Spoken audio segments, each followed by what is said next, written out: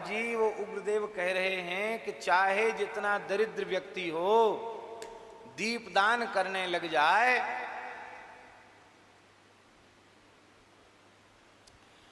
चाहे जितना दरिद्र व्यक्ति हो दीपदान करने लग जाए तो फिर उसकी दरिद्रता नहीं रह जाएगी।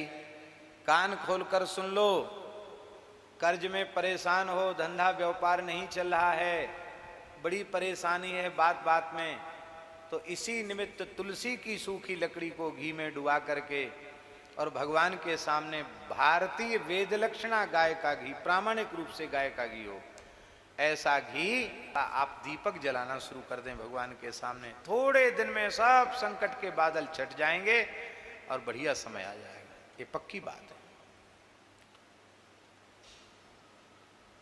इसलिए महाराज जी लिखा है कि रमा वृद्धि करम नृणाम, दीपदान से लक्ष्मी वृद्धि होती है।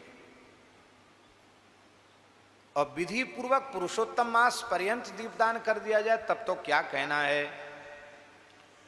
वेदोक्त जितने कर्म हैं, वेदोक्त जितने दान हैं, वो सबका पुण्य एक साथ मिला दिया जाए और पुरुषोत्तम मास में एक बार श्रद्धा पूर्वक दीपदान कर दिया जाए तो पुरुषोत्तम मास के दीपदान के 16वें अंश की बराबरी वे सारे शुभ कर्म दान पुण्य आदि मिलकर नहीं कर सकते। इतनी महिमा इस महीने में दीपदान की है।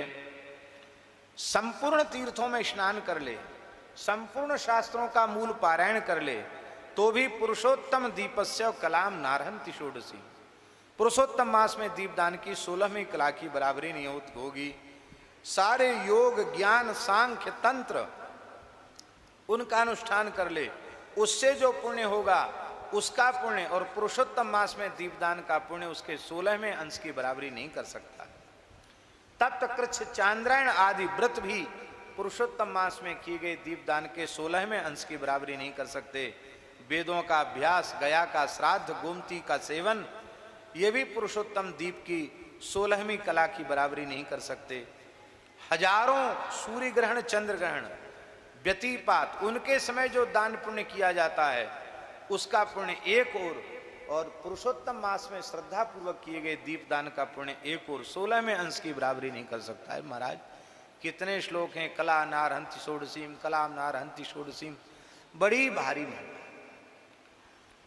कुरुक्षेत्र, दंडकारण्य आदि सब पवित्र क्षेत्रों में घूम के आवे और पुरुषोत्तम मास में एक बार भी प्रेम से दीपदान कर ले तो भी उसकी बराबरी नहीं हो सकती। इसलिए हे मणिग्रीव,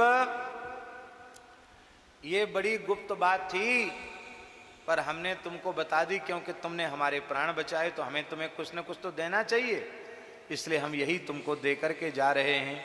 तुम प्रेम से दीपदान करो।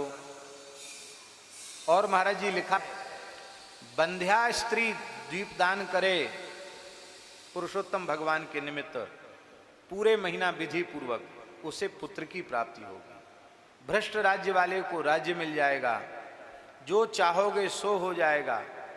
कोई विवाह के योग्य कन्या पूरे पुरुषोत्तम मास का व्रत करे और प्रतिदिन भगवान, ये भी लिखा है।